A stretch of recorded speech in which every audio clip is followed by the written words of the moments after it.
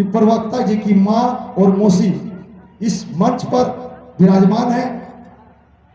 मैं उन्हें कोटि कोटि नमन करता हूं कि ऐसे विद्वान प्रवक्ता पुत्र को इनकी गोद से अवतार लिए हैं। ये धन्य है और इस चांदों की नगरी धन्य है कि यहां आकर हम लोगों को धर्म के भागी बनने का, पुण्य के भागी बनने का अवसर प्राप्त किए हैं।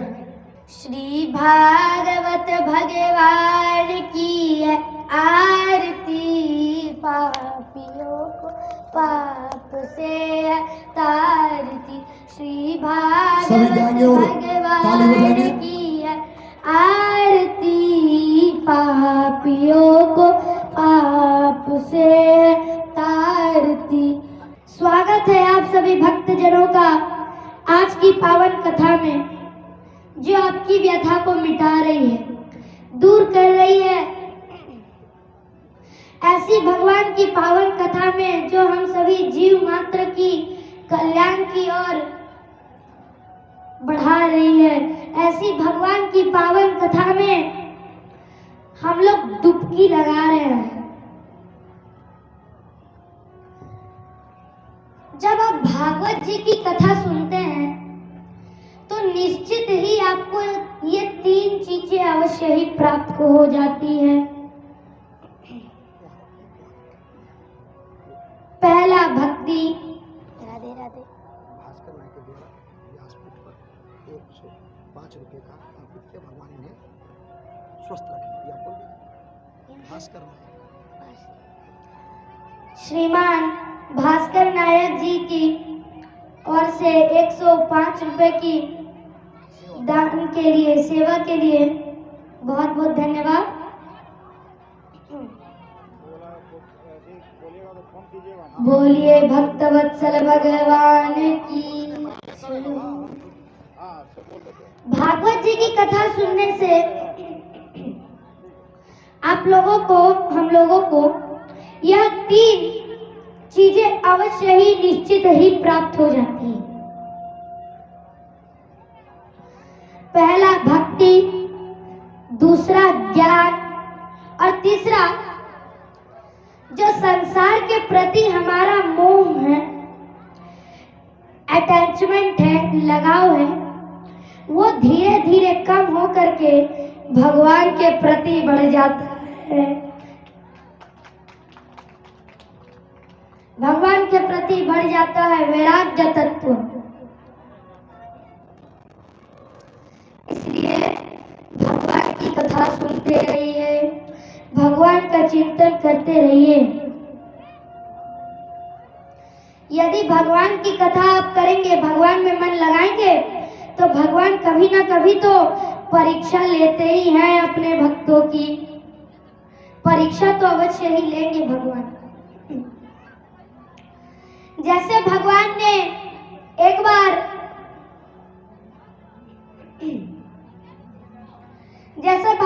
एक बार राजा मोरध्वज की परीक्षा ली थी। एक राजा थे, उनका नाम था राजा मोरध्वज। बड़े दानी थे, बड़े दानी थे, रोज संतों की दान करते थे। एक बार अर्जुन जी को बड़ा घमंड हो गया, बड़े अहंकार से प्रभु श्री कृष्ण को अर्जुन जी कह रहे, प्रभु मेरे भैया युधिष्ठिर से बड़ा दानी कोई नहीं हुआ है इस संसार में। राजसूय यज्ञ में ब्राह्मणों का इतना दान किया था कि ब्राह्मण ले ही नहीं जा पा रहे थे। आधा सामान यहाँ महल में रख करके गए। तो प्रभु कहते हैं, ना जी, तुम्हारे भैया युधिष्ठिर दानियों में सबसे नीचे हैं, सबसे ऊपर तो मेरा प्रिय भक्त मोरध्वज है, राजा मोरध्वज। राजा मोरध्वज बहुत दानी थे, बहुत बड़े दानी, धर्मात्मा। इसलिए हम हिंदुओं का भी धर्म है कि हम पहली रोटी गाय के लिए निकाले और आखिरी रोटी कुत्ते के लिए निकाले कि नहीं। राजा मोरध्वज के द्वार में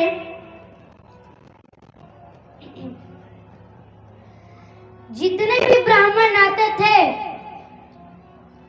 तो राजा मोरध्वज उन्हें दान करते थे, कहते थे बताइए ऋषिवर आपको दान में क्या चाहिए आपको। फिर ऋषिवर दान में जो मांगते थे कि मुझे दान में सोना चाहिए, मुझे दान में रहने के लिए घर नहीं है तो जमीन देते थे, सोना चाहिए सोना देते थे। तो संत जी जो मांगते थे उनकी इच्छा पूरी करते थे। राजा मोरध्वज तो अर्जुन जी कहते हैं कि मोरध्वज राजा मोरध्वज मेरा भैया से बड़ा दानी ना होगा। तो अर्जुन जी कहते हैं प्रभु यदि वो सच्चा दानी है राजा मोरध्वज तो उसकी एक बार परीक्षा ले लेते हैं। तो प्रभु कहते हैं ठीक है ले लो परीक्षा। तो फिर अर्जुन जी कहते हैं प्रभु आपकी इच्छा के बिना परीक्षा कैसे ही हो पाएगा। तो प्रभु ने यमदेव को बुलाया है, यमराज को, और यमराज को एक बूढ़ा सा शेर बना दिया, बूढ़ा शेर, और अर्जुन जी को एक ब्राह्मण जी बना दिया और खुद भी एक ब्राह्मण जी बन गए। और फिर राजा मोरध्वज के द्वार पर चले गए, दरवाजा ठकठकाया, भैया ओ भैया। राजा मोरध्वज आए, आइए ऋषिवर आइए, बैठी आसन ग्रहण कीजिए। तो राजा मोरध्वज कहते हैं ऋषिवर बताइए क्या खाने में पसंद करेंगे। तो भगवान कहते हैं कि पहले हमें खाना ना दो, पहले हमारे इस बूढ़े शेर की खाने की व्यवस्था करो तभी हम खाएंगे। तो राजा मोरध्वज कहते हैं हाँ क्यों नहीं, अभी व्यवस्था करा देते हैं आपके शेर की। बताइए आपका शेर क्या खाता है, तो खाने की व्यवस्था करा दो। तो राजा मोरध्वज कहते हैं ब्राह्मण जी राजा मोरध्वज जी से कह रहे हैं कि सारे शेरी की तरह है, मांसाहार करता है। तो राजा मोरध्वज कहते हैं हाँ तो बिल्कुल हम मांस की भी व्यवस्था करा देंगे। तो प्रभु श्री कृष्ण जो ब्राह्मण के भेष में थे वो कह रहे हैं क्या मांस के लिए बकरे को मारोगे ना, तो क्या गाय को मारोगे ना ना ना, तो क्या प्रजा को मारोगे ना ना ना।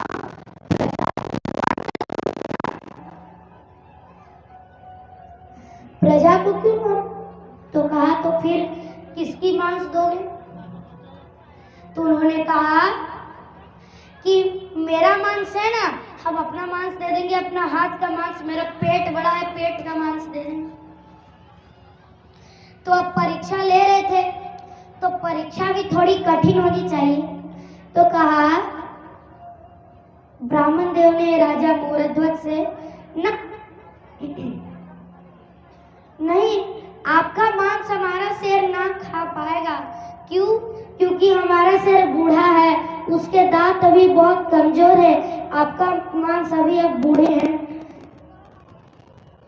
तो आपका मांस अभी कठोर है, तो आप मांस ला दीजिए। तो कहा तो फिर क्या दूं, कहा वचन दीजिए जो हम मांगेंगे वो देंगे हमारे शेर को। कहा वचन दिया। आपका एक 6 साल का पुत्र है ना, बुढ़ापे में पुत्र की आनंद उठी, क्योंकि विवाह के बाद कभी भी पुत्र की संतान की प्राप्ति नहीं हुई, बुढ़ापे में पुत्र का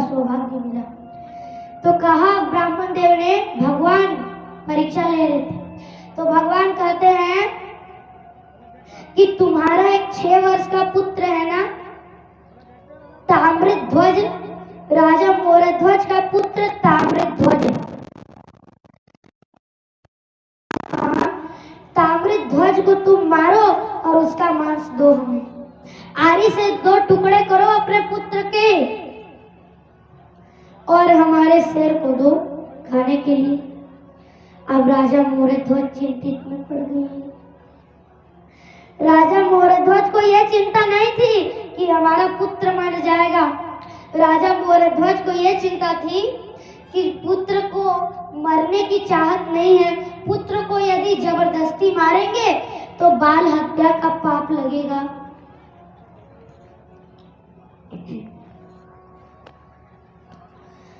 तो वहीं पर ताम्रध्वज आ गया, नन्हा सा 6 वर्ष का बालक ताम्रध्वज आ गया और कहता है, पिताजी आप यही सोच रहे हो ना कि मैं मरना नहीं चाहता तो आपको बाल हत्या का पाप लगेगा? हाँ हाँ पुत्र।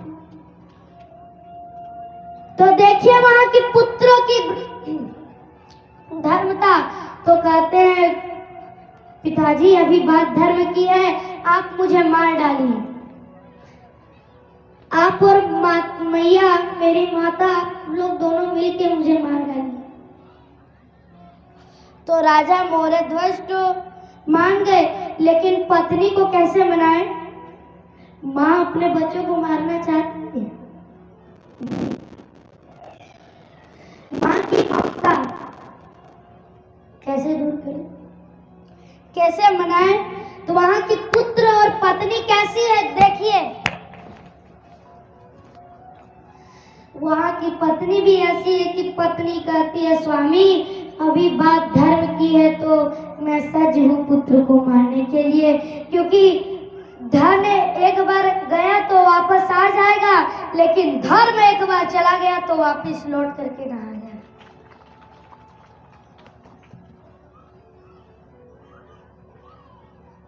धन बिकाऊ है लेकिन धर्म बिकाऊ नहीं है।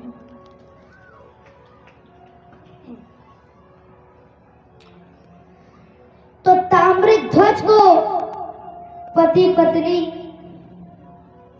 मारने के लिए जैसे यारी माथे पर ला रहे थे, पुत्र ताम्रध्वज का, पिताजी एक्शन। क्या वो पुत्र तुरंत दौड़ करके भीतर भागा और वहां से रुई लाया और अपनी पिता की दोनों कान में, अपनी माता की दोनों कान में रुई लगा दिया। तो पिताजी कहते हैं, बेटा हम लोग दोनों के कानों में तुमने क्यों लगा दिया रुई?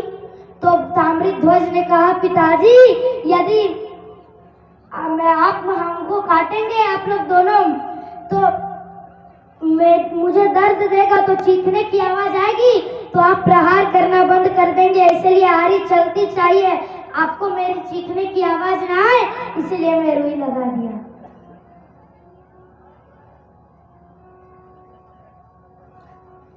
इसलिए मैंने आपके दोनों के कानों में रुई लगा दी।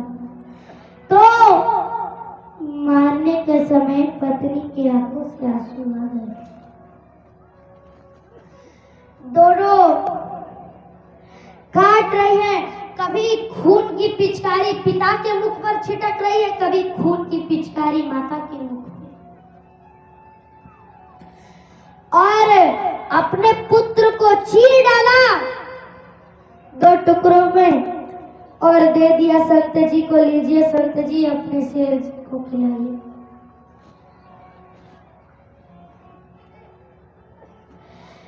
तो पुत्र के 2 टुकड़े कर दिए, तो एक टुकड़ा फेंक दिया और एक टुकड़ा खाया।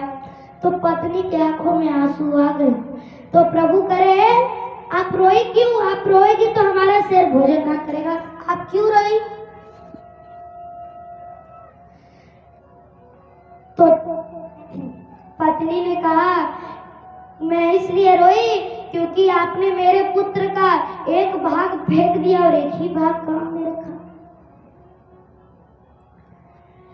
फिर शेर की भूख मिटी और प्रभु कहते हैं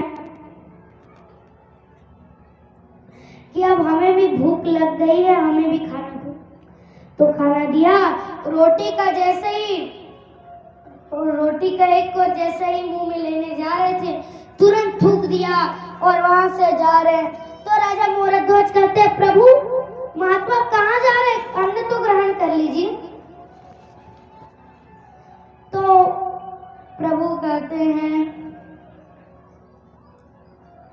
कि तुम जैसे हत्यारों के घर हम अन्न नहीं पाते। तुमने एक बालक को मारा है तो तुम्हें बाल हत्या का पाप लगा है। तुम जैसे हत्यारों के घर हम भोजन ग्रहण नहीं करते। तो राजा मोरध्वज कह रहे हैं, प्रभु संत जी आप ही के कहने पर तो मैंने अपने पुत्र का बलिदान दिया। तो संत जी कह रहे, हाँ तो हमने किया, लेकिन मारा तो तुमने ही ना, तो हत्या का पाप किसे लगा, तुम्हें। तुम जैसे हत्यारों के पास हम खाना नहीं खाते, अन्न ग्रहण नहीं करते, और वहां से जाने लग गए।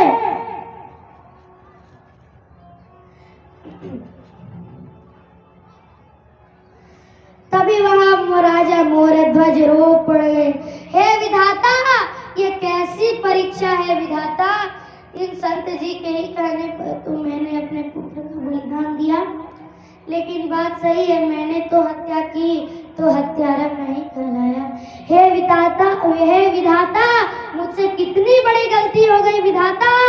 और वहीं पर रो रो करके मूर्छित हो गए, बेहोश हो गए।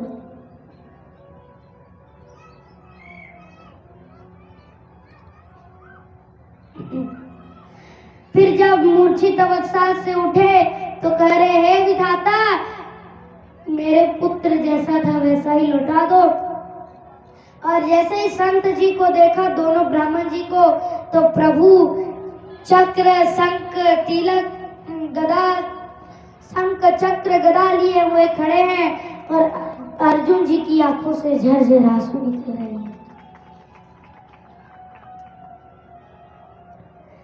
कि इतना बड़ा दानी।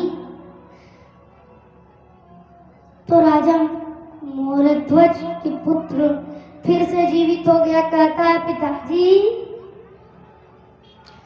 तो राजा मोरध्वज प्रभु को देख करके कहते हैं, प्रभु आपको मेरे ऊपर विश्वास नहीं हुआ? तो प्रभु कहते हैं, मोरध्वज मेरे तो तेरे ऊपर विश्वास बहुत पहले से ही था, लेकिन यदि मैं तुम्हारी परीक्षा ना लेता तो जग को तुम्हारे ऊपर विश्वास ना होता, जग को तुम्हारे ऊपर विश्वास नहीं होता। ये सृष्टि को, अर्जुन जी की आंखों से ये दृश्य देख करके आंखों से झरझर आंसू आ रहे, झर आंसू। और अर्जुन जी कह रहे, ना जी हमारे भैया दानी नहीं है, दानी तो राजा मोरध्वज है। फिर अर्जुन जी का अहंकार टूट गया।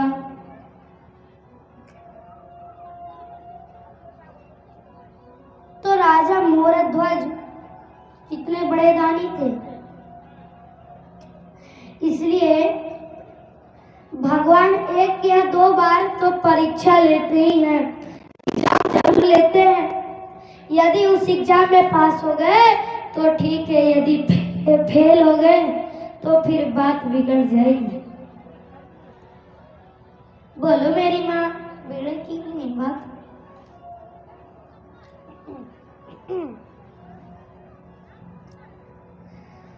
सुदामा जी को भी अपने जीवन में एग्जाम देना पड़ा था।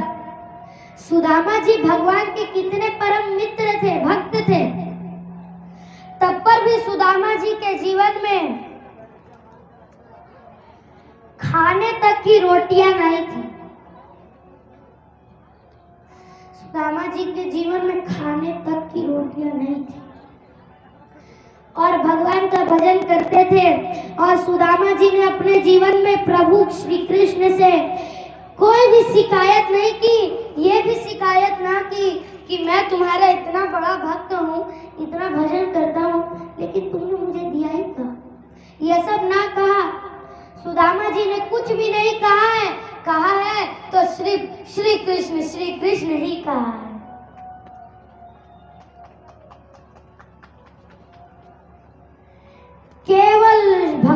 नाम इसलिए मैया हमें भी भगवान का नाम लेना है, भगवान को भूलना नहीं है।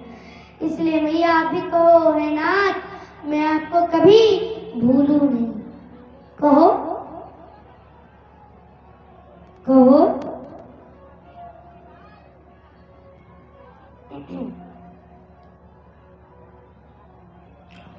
अच्छा मैया आज एक बड़ा पावन पर्व है। कौन सा? एकादशी का व्रत है, एकादशी का पर्व। तो कितनी कितनी मैयाएं ने आज एकादशी का व्रत रखा है? जरा हाथ खड़ा करो। सिर्फ इतने ही मैया, बाकी सब मैया खाने में आ गए।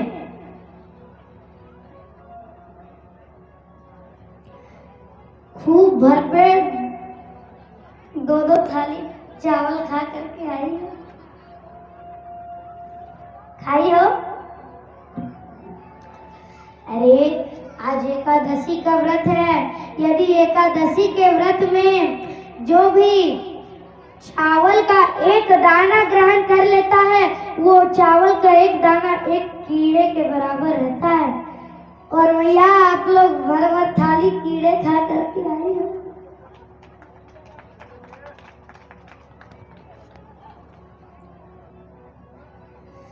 अन्न का चावल का एक दाना एक कीड़ा का बराबर होता है।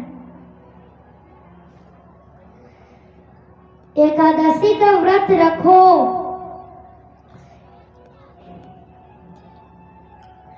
एकादशी आज कौन सी एकादशी है? पाप मोचनी एकादशी, पाप को हरने वाली एकादशी। अच्छा एकादशी क्यों करनी चाहिए? हर महीने में एकादशी आती है ना? तो एकादशी क्यों करनी चाहिए? एकादश मतलब 11। तो हम लोग जीवन में 11 अपराध कर लेते हैं, 11 तरह की अपराध। 5 कर्मेंद्रिय का अपराध, 5 ज्ञानेंद्रियों का अपराध और 10वें और 1 मन 11। तो एकादश हुए। तो इस पाप को हरने के लिए एकादशी का व्रत किया जाता है। और जो हम 11 पाप कर लेते हैं एकादशी का व्रत करने से वो सारा पाप नष्ट हो जाता है।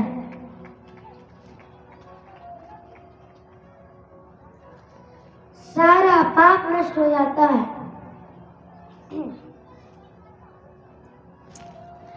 इसलिए मैया जी, ओ मैया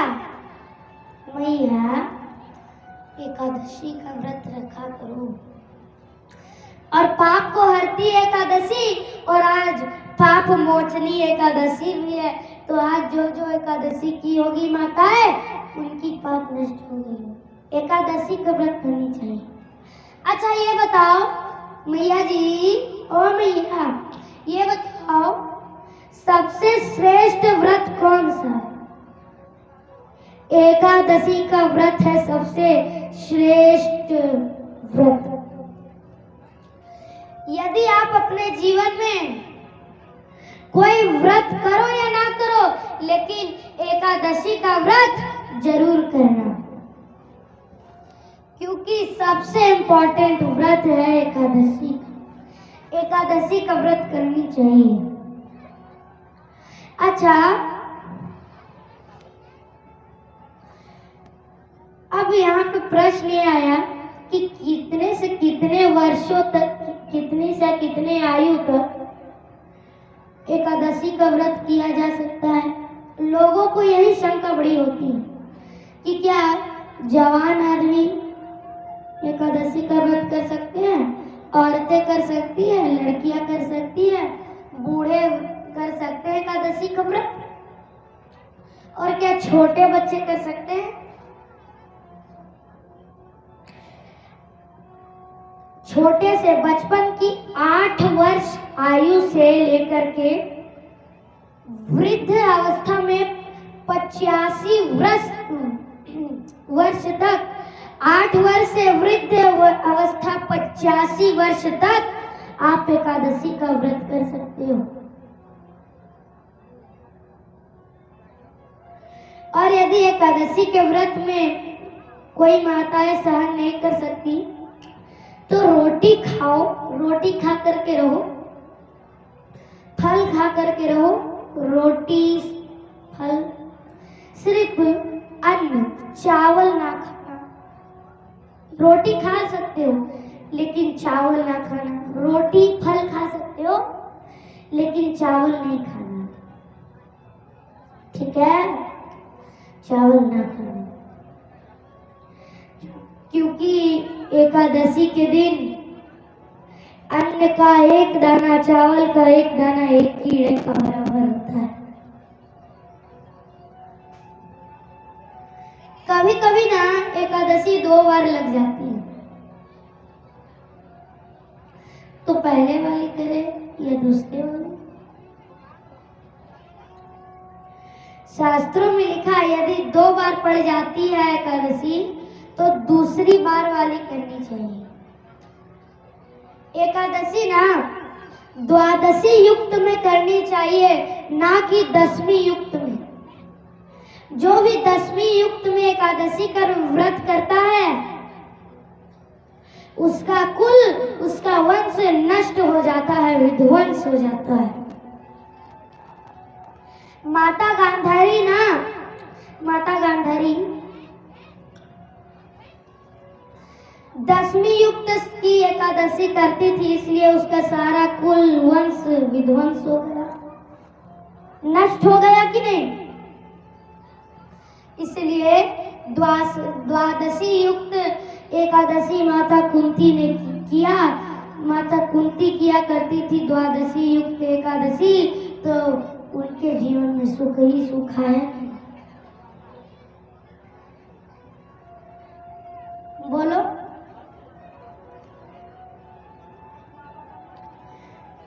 इसलिए भगवान का चिंतन किया करो।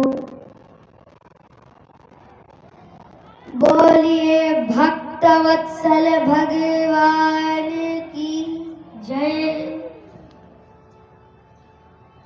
जय हो।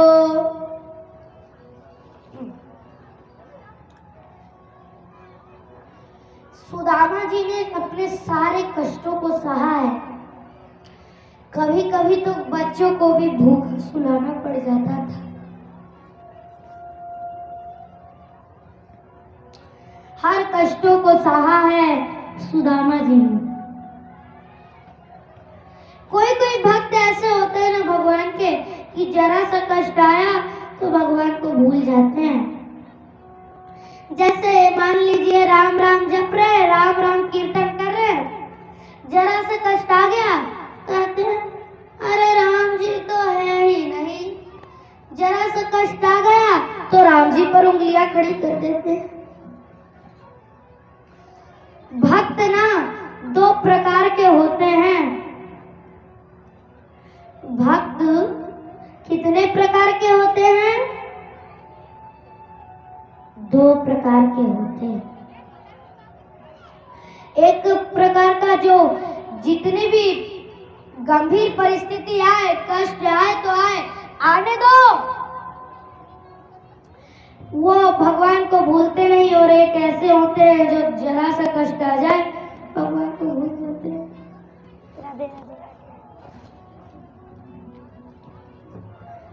जरा सा कष्ट आ जाए तो भगवान को भूल जाते हैं कि राम जी तो है ही नहीं, भगवान तो है ही नहीं, भूल जाते हैं। भगवान को भूलना है नहीं, इसलिए भैया है नाथ मैं आपको कभी भूलू नहीं। संकट आए आने दो, लेकिन भगवान को ना छोड़ना है। यदि दुख आए तो मैं आपको एक सेंटेंस याद करा देता हूँ, याद कर लो। ये वक्त भी गुजर जाएगा, ये वक्त भी गुजर जाएगा। सेंटेंस याद करके रख लो कि ये वक्त भी गुजर जाएगा, ये वक्त भी गुजर जाएगा, ये वाला सेंटेंस। आज दुख आया तो ये वक्त भी गुजर जाएगा, वक्त गुजर गया कल सुख आ गया। सुख आए चाहे दुख आए, लेकिन ये वक्त भी गुजर जाएगा। गुजरेगा कि नहीं? हमने एक गीत सुना है, आप लोगों ने भी सुना होगा, आप लोग ने तो सुना ही होगा ये गीत।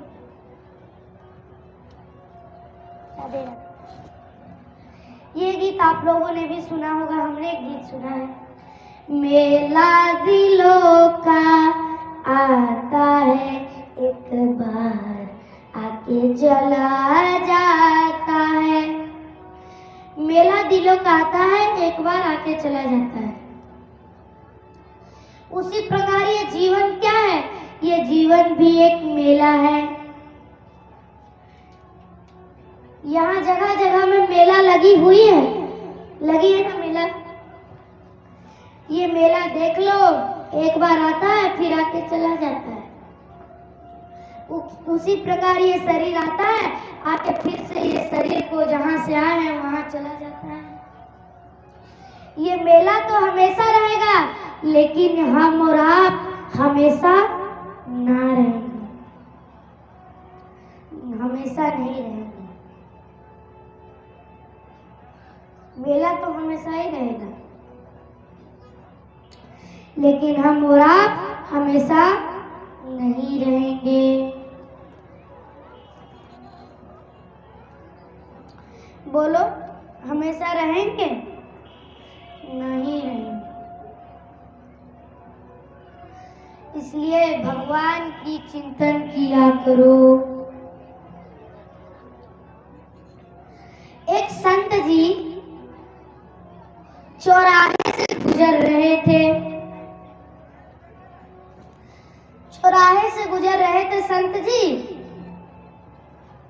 तो चौराहे पर कुछ उद्दंड बालक बैठे थे, तो उस उद्दंड बालकों से संत जी ने समय पूछ लिया, टाइम पूछ लिया कि भैया कितने बज गए, टाइम कितना हो रहा है। संत जी ने तो घड़ी पहनी नहीं थी, इसलिए टाइम पूछा। तो उनमें से जो सबसे उद्दंड बालक था वो आया और संत जी के माथे में एक जोर से एक लाठी मारे, एक लाठी जोर की मारी।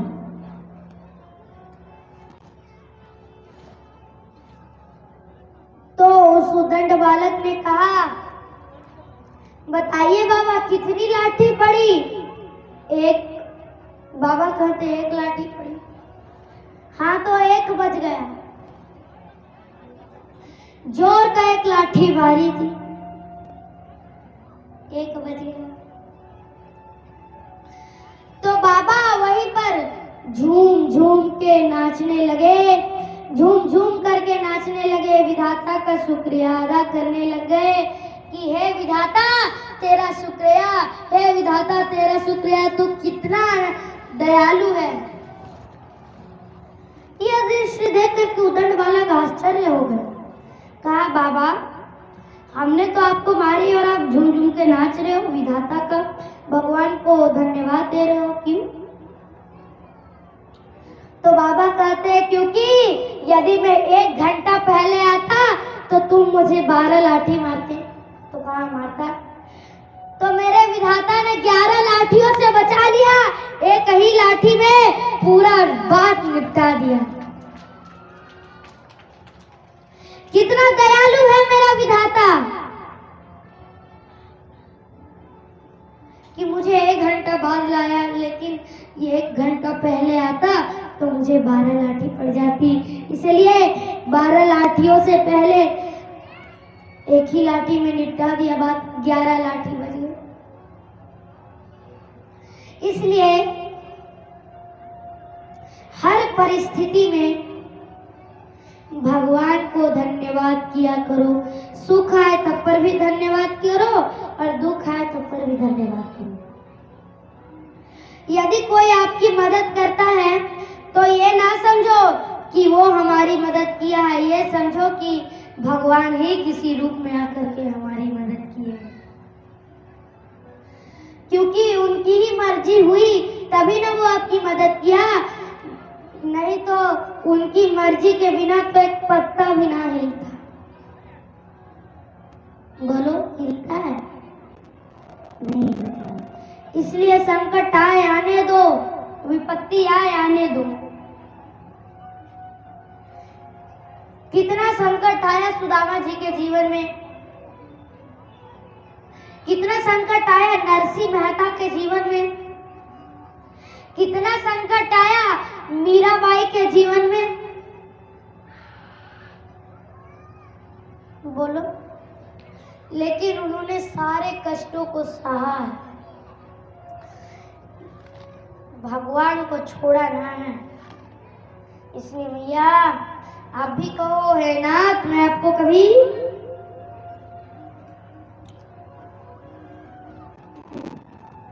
भगवान को कभी नहीं।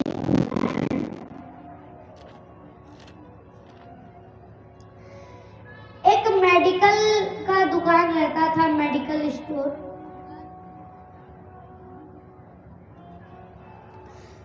उस मेडिकल स्टोर में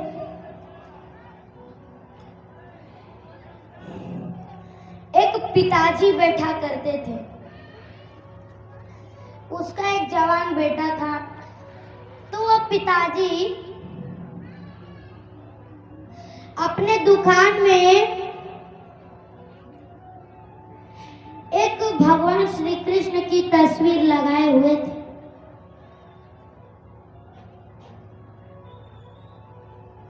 भगवान श्री कृष्ण की तस्वीर। तो बेटा विदेश से साइंस पढ़ करके आया था, और साइंस में तो भगवान को माना नहीं जाता है। तो बेटा कहता है पिताजी से, पिताजी क्या आप ये झूठ मूठ का भगवान का नाम जप करते हो, झूठ मूठ का भगवान में ध्यान लगाते हो, क्यों? ये सब भगवान भगवान कुछ नहीं होते, साइंस कहता है।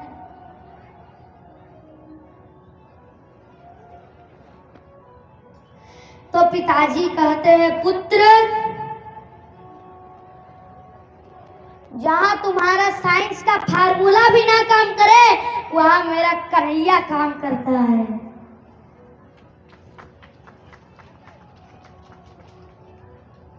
जहां साइंस का फार्मूला भी काम ना कर जाए, वहां कन्हैया काम आते हैं। कन्हैया वहां पे काम करते हैं। इसलिए बेटा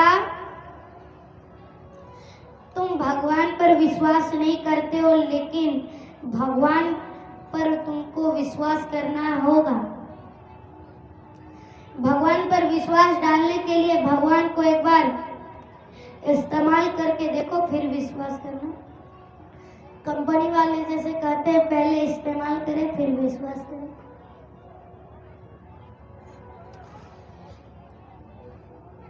तो एक बार वो बूढ़े पिताजी ने अपने बेटे को बुलाया, बेटा, ओ बेटा, बेटा इधर आओ। तो उन्होंने कहा, हाँ पिताजी, जी पिताजी, आया आया पिताजी।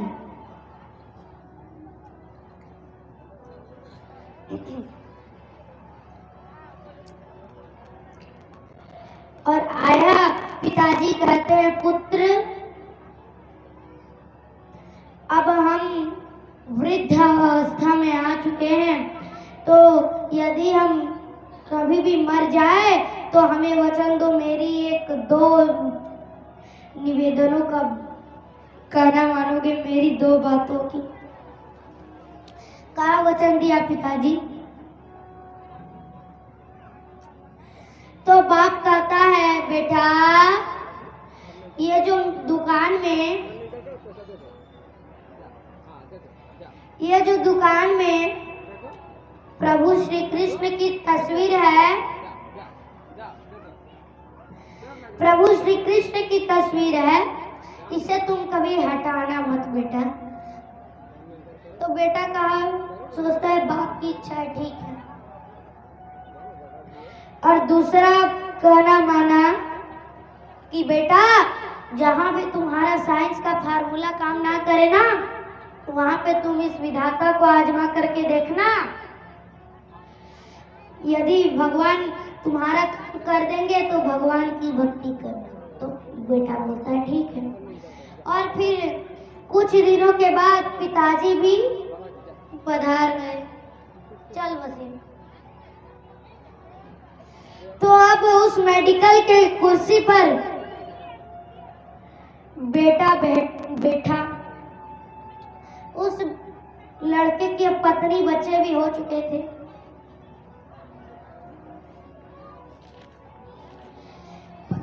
पत्नी बच्चे भी हो चुके थे।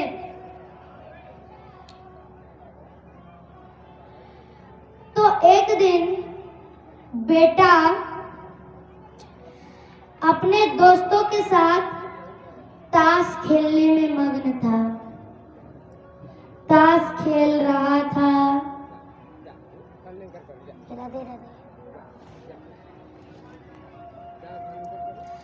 ताश खेल रहा था। रात के 8:30 बज गए। पूरी बाजार की दुकान बंद हो गई, सिर्फ उसी की एक मेडिकल खुली हुई थी।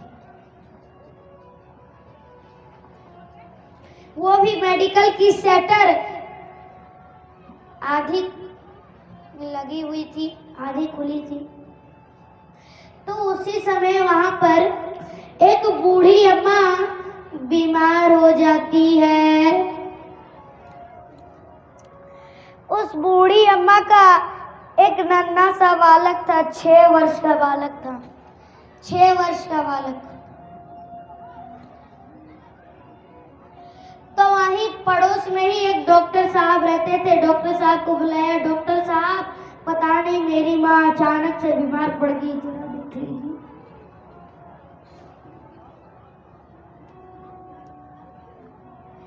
तो फिर डॉक्टर साहब गए, माँ को देखा तो कहा बेटा तुम्हारी माँ तो बड़ी सीरियस है, ये दवाई मैं लिख कर देता हूँ, ये दवाई मेडिकल से जल्दी ले आओ वरना माँ का बचना संभव नहीं है।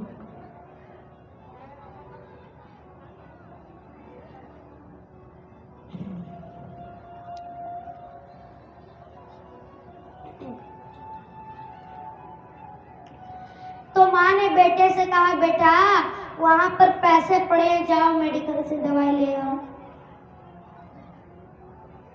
तो बेटा वहां पर पैसा लिया और तुरंत बाजार की ओर भागा, तुरंत बाजार की ओर भाग पड़ा। तो पूरी वहां पे गड़कती बारिश हो रही थी, सारी दुकान बंद थी, सिर्फ देखा वहां पर एक मेडिकल खुली है उस लड़के की जो ताश खेल रहा था।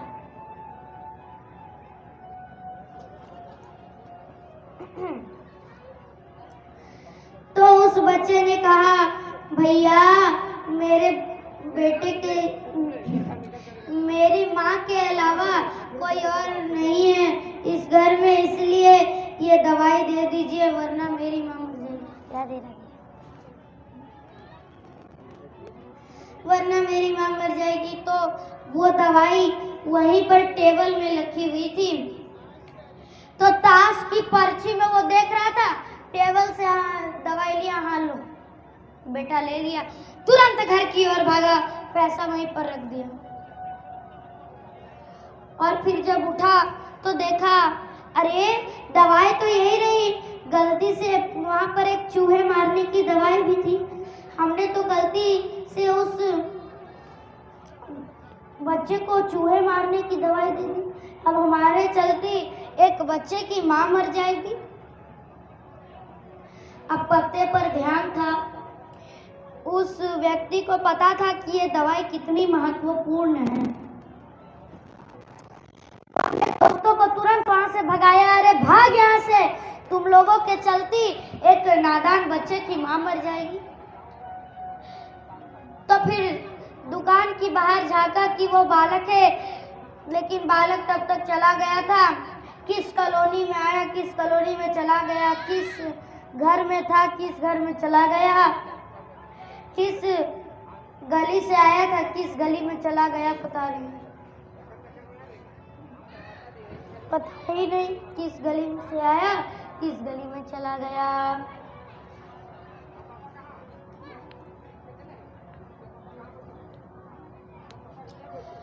तो उस लड़के को चिंता होने लग गई, अब मैं क्या करूं।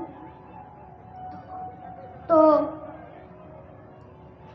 उस लड़के को अपने पिताजी की बात याद आई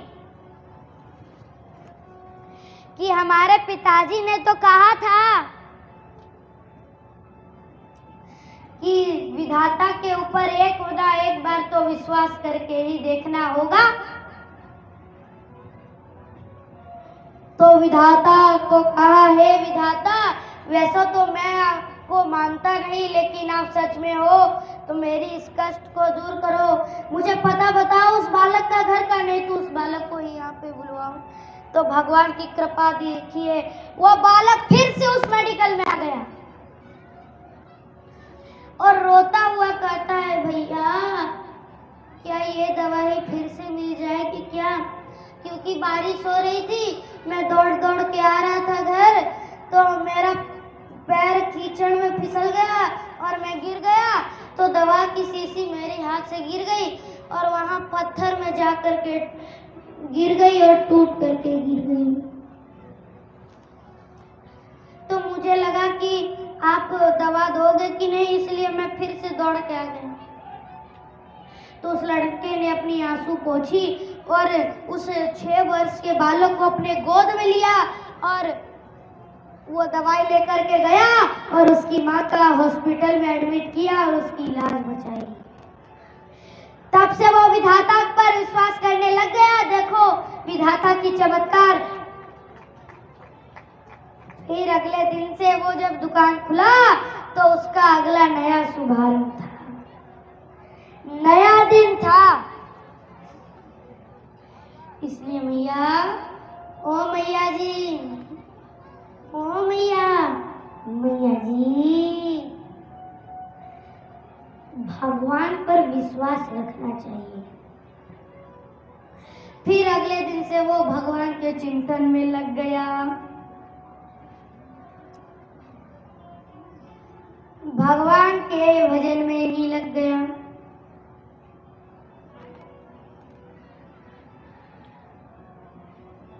इसलिए हमें भगवान पर अटल विश्वास रखनी चाहिए। विश्वास रखनी चाहिए कि नहीं?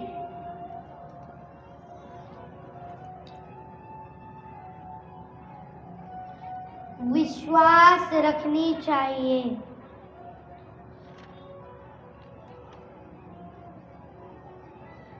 विश्वास, अटल विश्वास। राधे राधे।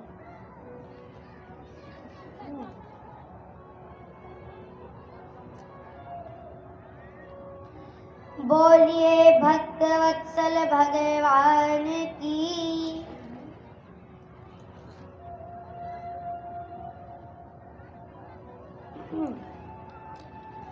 तो भगवान पर विश्वास रखनी है उस लड़के की तरह। वो लड़का भगवान पर फिर मन लगाया कि नहीं? अवश्य ही लगाया। इसलिए मिया भगवान में मन लगाओ, भगवान में मन लगाना।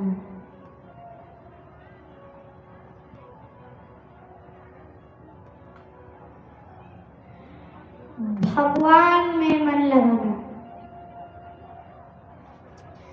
एक हंस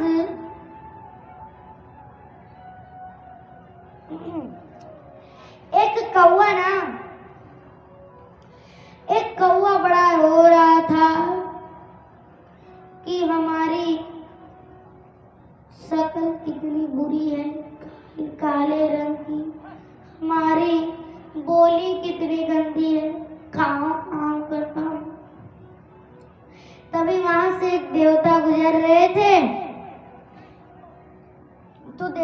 कहा, क्या हुआ भाई, तुम रो क्यों रहे हो? कौवा भैया ने कहा, क्या बताए प्रभु, हमारा रंग भी बुरा है काला और हमारी बोली भी बुरी है। काऊ काऊ करता हूँ, किसी की घर में बोलता हूँ तो लोग भगा देते हैं। अरे कोयल की रंग गंदी है तो क्या हुआ, खाली है तो क्या हुआ, उसकी बोली तो अच्छी है। कोयल किसी के घर पर बैठती है, बोलती है तो लोग उसे गौर से देखते हैं, वीडियो बनाने लग जाते हैं कोयल की।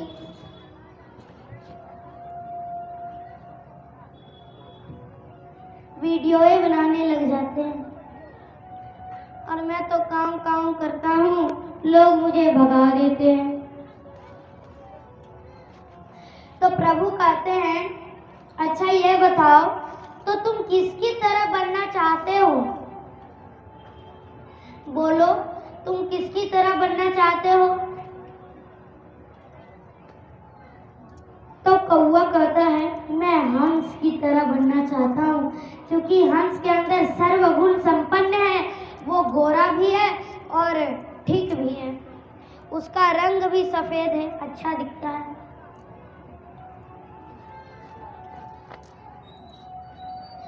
तो कौवे को प्रभु ने हंस के पास लेकर के गए और प्रभु कहते, क्यों हंस, तुम तो सर्वगुण संपन्न हो ना, तुम्हारे रंग जो इतनी अच्छी है।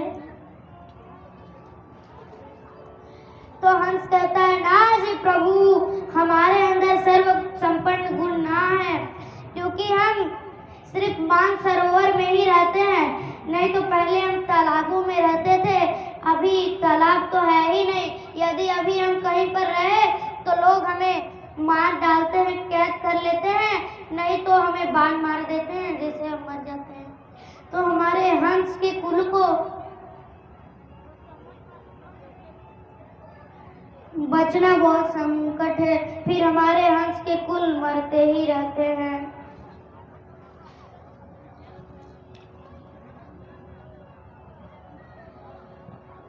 तो फिर कौवा कहता है, ना जी,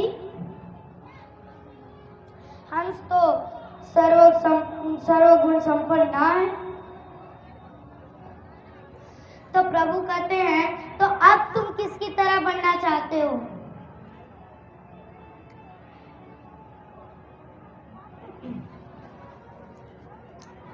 तो कौवा कहता है, प्रभु अब मैं तोते की तरह बनना चाहता हूँ। तोते की सुंदर भी है और बोले भी मस्त,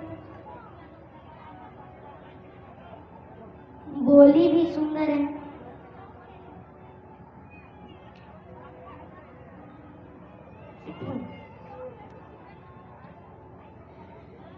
तो प्रभु ने कौवे को तोते के पास लेकर के गए,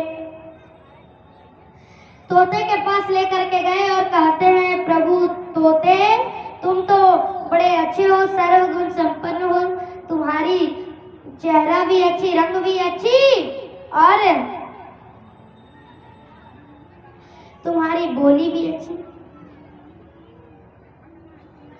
तो कौवा कहता है, सॉरी, तोता कहता है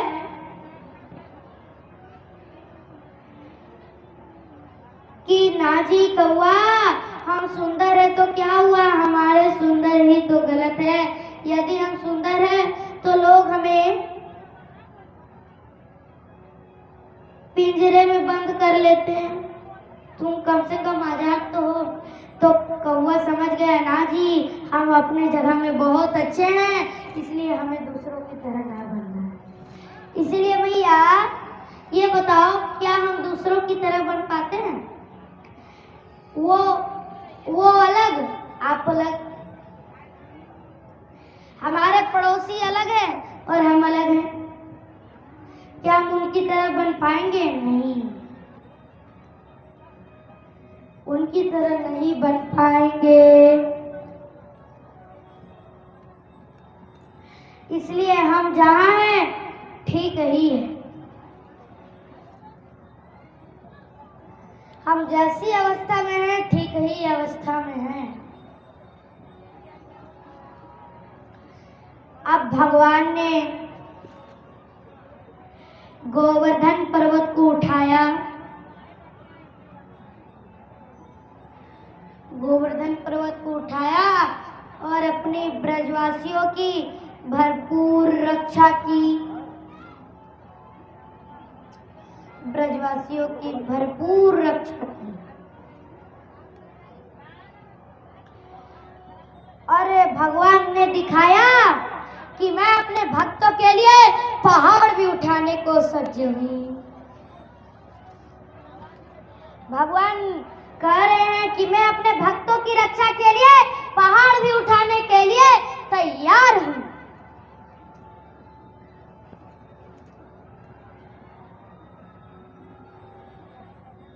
भगवान ने गोवर्धन को उठाया अपनी बाएं हाथ की कानी उंगली में।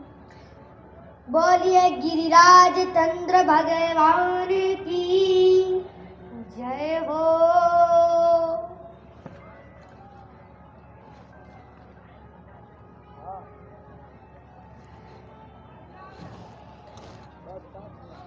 अब भगवान ने अपनी सारे ब्रजवासियों को अपने वैकुंठ धाम को ले जाते हैं।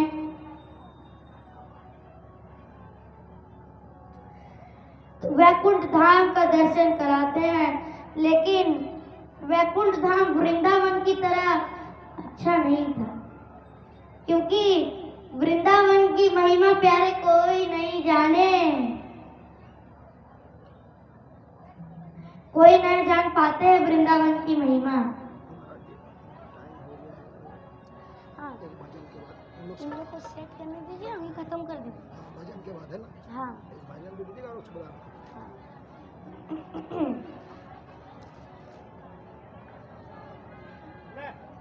इसलिए भगवान में मन लगाओ भैया। एक भिखारी था,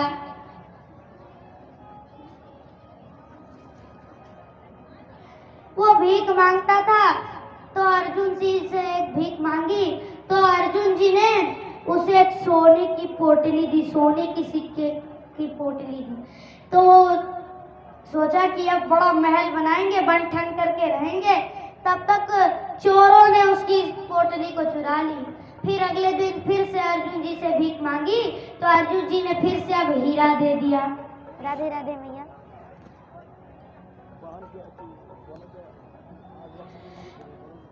तो फिर से मणि चोरी हो गई, मणि चोरी नहीं। राधे राधे। सपना सर हाथ रखिए ना। राधे राधे। राधे राधे। माथा में हाथ रख दीजिए, इनका माथा में हाथ रख दीजिए। यहाँ हाँ बस। जब वो भिखारी पानी पीने के लिए गया, तो उसे जो हीरा मिला था वो नदी में डूब गया। फिर अगले दिन फिर मांगी भीख, तो अर्जुन जी ने कहा, अरे एक दिन मैंने तुम्हें एक सोने की सिक्के दी, फिर हीरा दिया, वो भी चोरी हो गया। तुम्हारे भाग में अमीरी ना लिखी है, तुम गरीब के गरीबी रहोगे। तो प्रभु श्री कृष्ण कहते हैं, ना जी, इसके भाग में तो बड़ी अमीरी लिखी हुई है। तो कहा, तो इसकी पैसे चोरी कैसे हो गई? तो इस बार प्रभु ने उसे 25 पैसे ही दी। तो जा रहे थे, तो एक मछुआरे ने एक मछली को पकड़ा, तो एक ही मछली पकड़ाई, मछली बड़ी तड़प रही थी। तो उस भिखारी ने मछली को खरीद लिया और कहा, दीजिए, इस मछली तड़प रही है, मैं इसे पानी में छोड़ दूं। 25 पैसे दे करके खरीद लिया। और वो मछली कौन सी मछली थी? वही मछली ने उसकी हीरा को खा ली थी। फिर कमंडल में रख दिया, तो कमंडल से हीरा निकल गया उसके मुख से। तो कहा, मैं धनवान हो गया। अब भगवान ने गोपियों के साथ एक महारास रचने का मन किया। उस दिन शरद पूर्णिमा की रात थी। भगवान ने गोपियों के साथ भरपूर रास रचाई। बांसुरी बजाई तो एक गोपी काम कर रही थी। काम छोड़ करके कृष्ण के पास दौड़ी दौड़ी आ गई। एक गोपी तो आंख में काजल लगा रही थी, वो काजल फेंक करके आ गई। एक गोपी तो अपने बच्चे को दूध पिला रही थी, बच्चे को छोड़ करके आ गई। कृष्ण में इतना मन कि अपने बच्चे को दूध पिला रही थी लेकिन छोड़। तो कृष्ण के पास आई तो कन्हैया कहते हैं, जाओ गोपियों, तुम यहाँ पर क्यों आई हो, जाओ अपने बच्चे पतियों को देखना। तो कहते हैं, ना जी, कृष्ण से बढ़ करके पत्नी बच्चे नहीं है, पति बच्चे नहीं। तो रास लीला कर रहे थे तो गोपियों को अहंकार आ गया कि हम कृष्ण की बड़ी प्रेम सखिया है, कृष्ण की सखिया है। तो प्रभु कहते हैं कि तुम्हारे जो भी पाप है मैं माफ कर दूंगा, लेकिन अहंकार को मैं माफ कभी ना करूंगा। अहंकार प्रभु माफ नहीं करते। तो अहंकार आ गया, प्रभु वहीं से गायब हो गए। अब गोपियां तड़प रही है, कृष्ण कहाँ हो तुम, कृष्ण कहाँ हो तुम, कृष्ण कहाँ हो। तो कृष्ण के विरह पर गोपियों ने एक गीत गाया था। तो उस गीत को गोपियों ने गाया तो वो गीत गोपी गीत कहा जाता है।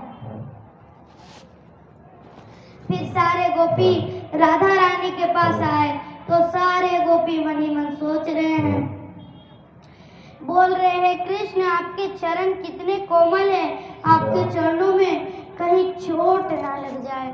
तभी भगवान प्रकट हो गए। फिर जब भगवान गोपियों को 2 दिन के लिए छोड़ करके मथुरा गए थे तो गोपियां परेशान हो गई। राधा रानी सोती नहीं थी।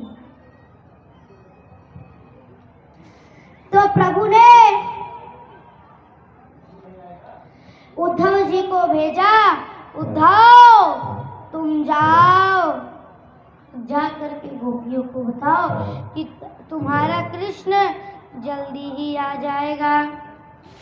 अब भगवान का विवाह माता रुक्मिणी से हुआ था, दूसरा विवाह जामवती से हुआ और तीसरा विवाह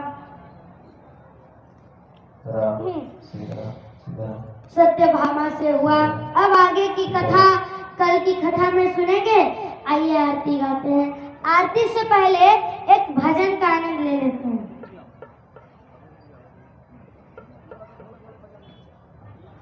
आरती से पहले एक भजन का आनंद ले लीजिए। एक भजन राधे राधे।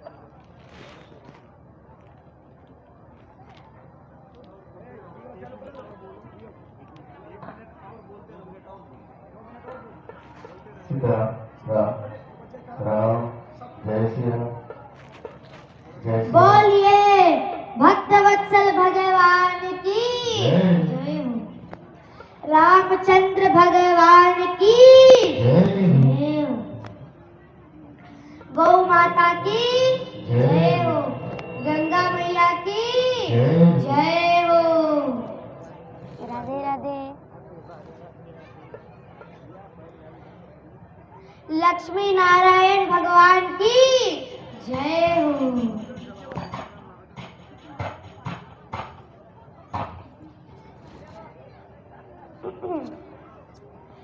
आरती से पहले भगवान की एक पावनमय भजन का आनंद ले लेते हैं।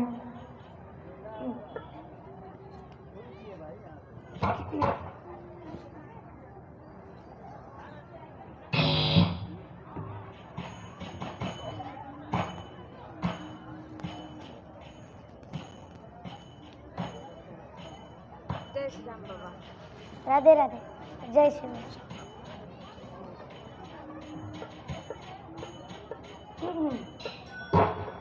बोलिए भागवत महापुराण की जय।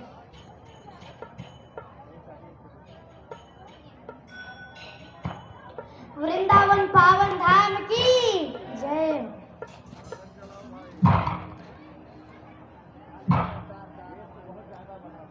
शुरू करें।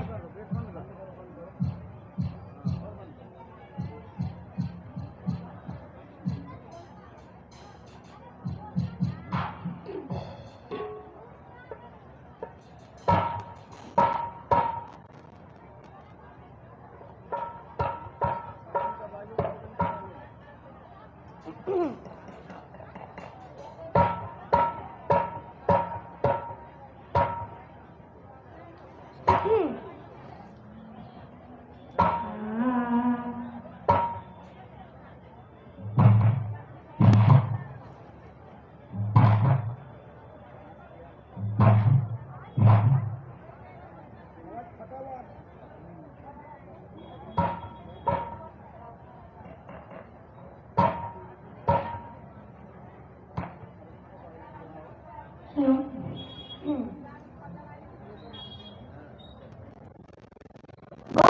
नीलकंठ महादेव की जय।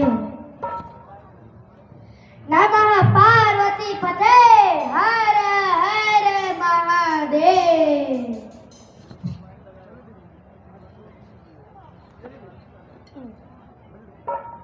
शुरू करो। आइए मैया जी, अब भगवान की पावनमय भजन के आनंद लेते हैं।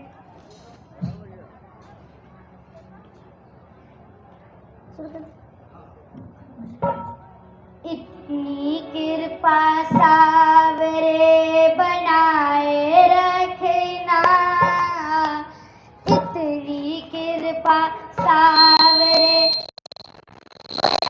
बनाए रखना, मरते दम तक सेवा में बना लगाए रखना, मरते दम तक सेवा में लगाए रखना, इतनी कृपा सावरे बनाए रखना, इतनी कृपा सावरे बनाए रखना, मरते दम तक सेवा में लगाए रखना, मरते दम तक सेवा में लगाए रखना, मैं तेरा तू मेरा काना, मैं राजी तू राजी, मैं तेरा तू मेरा काना, मैं राजी तू राजी, तेरे नाम की लिख दी मैंने इस जीवन की बाजी, तेरे नाम पे लिख दी मैंने इस जीवन की बाजी, लाज तुम्हारे हाथ है, लाज तुम्हारे हाथ है, लाज तुम्हारे हाथ है, बनाए रखना, मरते दम तक सेवा में लगाए रखना, मरते दम तक सेवा में लगाए रखना, हाथ जोड़ मैं करूं प्रार्थना, भूल कभी ना जाना, हाथ जोड़ मैं करूं प्रार्थना, भूल कभी ना जाना, तेरे दर पर रहे बस मेरा आना जाना, तेरे दर पर बना रहे बस मेरा आना जाना, दिन पर ये सिलसिला, दिन पर दिन ये सिलसिला, दिन पर दिन ये सिलसिला बढ़ाए रखना, मरते दम तक सेवा में लगाए रखना, मरते दम तक सेवा में बनाए रखना,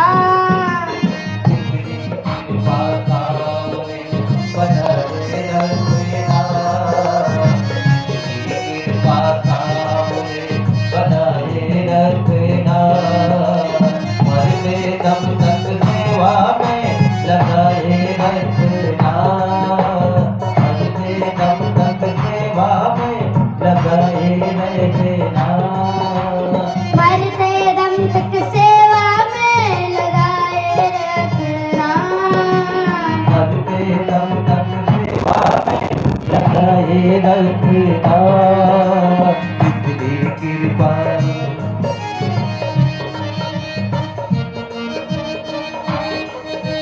जन्म जन्म का तेरा मेरा साथ कभी ना छूटे, जन्म जन्म का तेरा मेरा साथ कभी ना छूटे, जन्म जन्म का तेरा मेरा साथ कभी ना छूटे, जन्म जन्म का तेरा मेरा साथ कभी ना छूटे, टूट जाए सांसों की लड़ियां नाम कभी ना छूटे, टूट जाए सांसों की लड़ियां नाम कभी ना छूटे, ओ जन्म जन्म का तेरा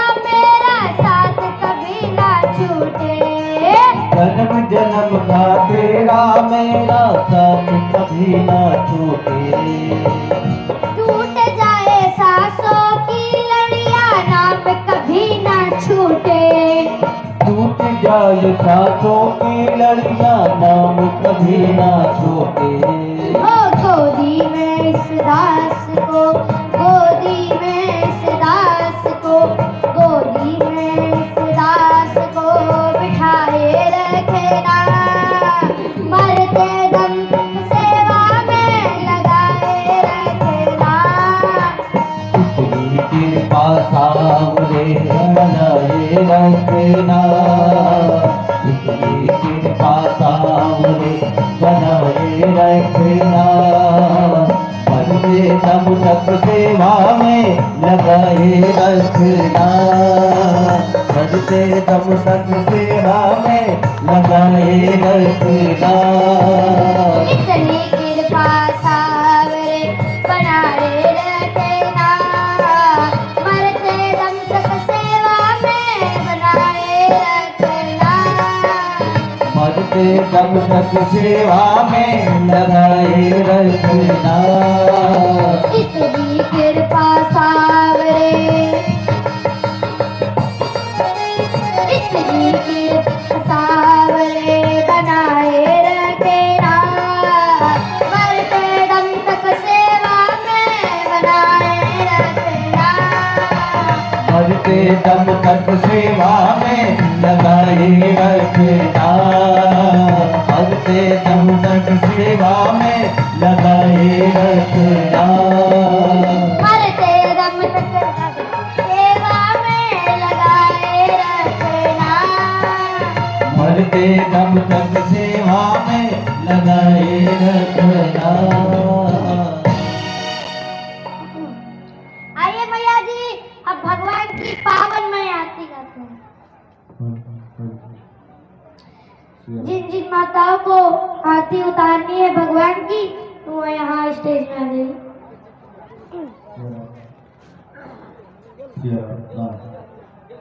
सीताराम राम राधे श्री राधे श्री सीताराम।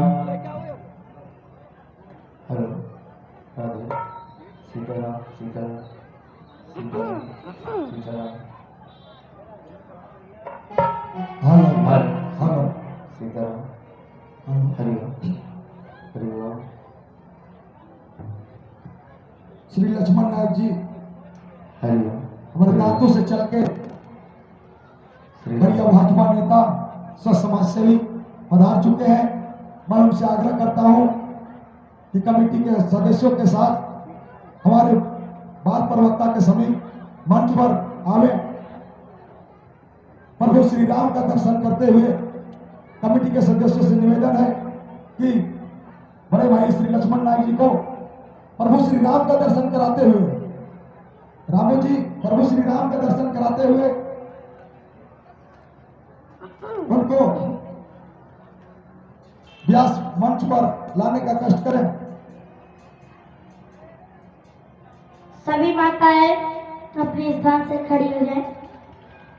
अब कुछ ही पलों में महाराज जी की आरती होगी।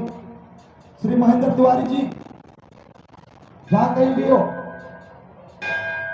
आप मंच पर आने का कष्ट करें। श्री महेंद्र तिवारी जी जय समिति के उपाध्यक्ष श्री महेंद्र तिवारी जी, आपसे निवेदन है कि आप मंच पर आने का कष्ट करें।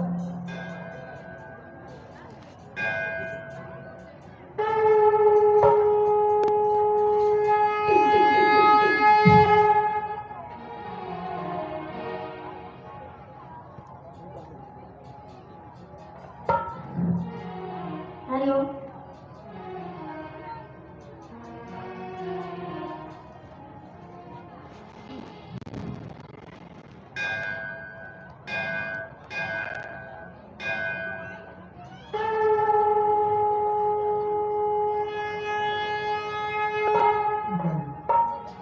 मैं कांग्रेस जी से अनुरोध करता हूं कि वो मंच पर आए। कांग्रेस नायक जी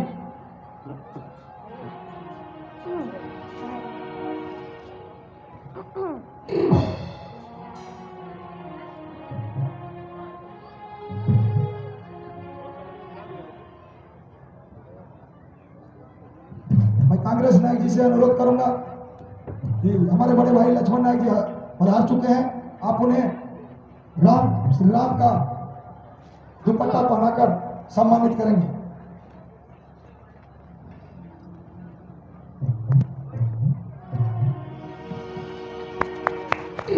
श्री रामलाल नायक जी से अनुरोध करूंगा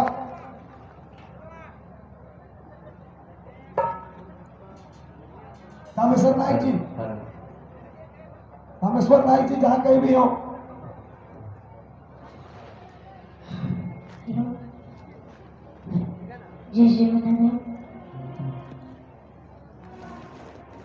राजेंद्र नायक जी आप आए और हमारे दांतों के पूर्व मुखिया पधार चुके हैं, उन्हें श्री राम नाम का दुपट्टा देकर सम्मानित करेंगे।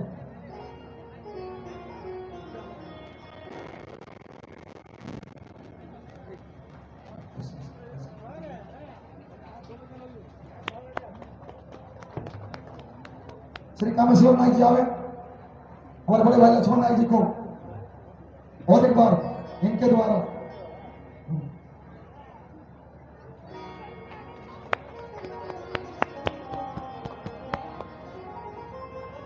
लक्ष्मण भैया से मेरा निवेदन है और मुखिया जी से कि थोड़ा सा इधर आ जाइए और भगवान जी की आरती होने वाली है, आप इसमें सम्मिलित हो जाए। जी महाराज जी, अब आप आरती को शुरुआत करें। मन में बसा कर तेरी मूर्ति उतारूं मैं गिरधर तेरी आरती। सभी जाएंगे और ताली बजाएंगे। मन में बसा कर तेरी मूर्ति उतारूं मैं गिरधर तेरी आरती। बसा तेरी मूर्ति उतारो गिरधर तेरी आरती। मन में बसा कर तेरी मूर्ति उतारूं मैं गिरधर तेरी आरती। बसा तेरी मूर्ति उतारो गिरधर तेरी आरती।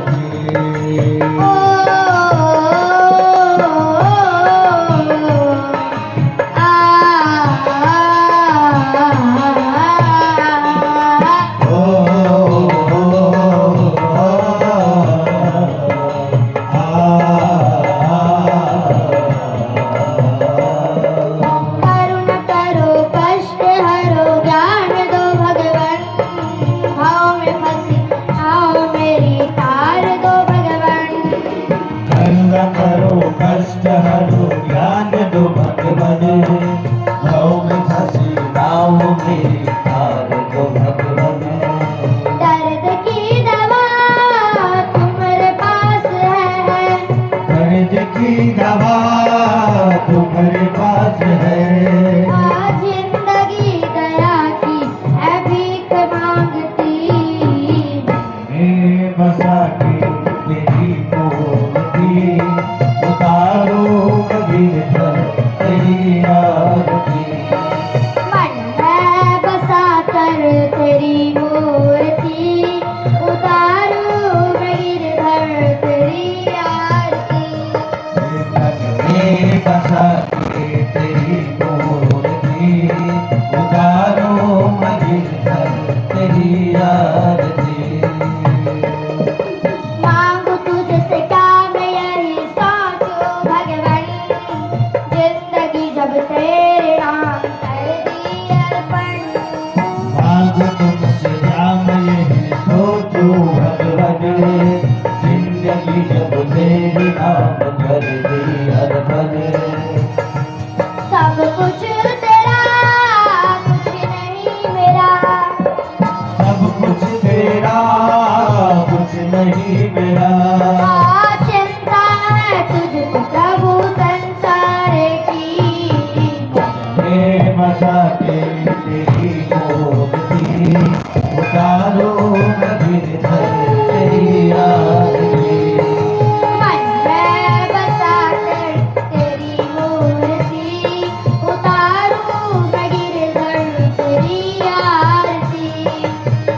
बेवसाखी तेरी मूर्ति उतारो गिरधर तेरी आरती उतारो गिरधर तेरी आरती उतारो गिरधर तेरी आरती उतारो गिरधर तेरी आरती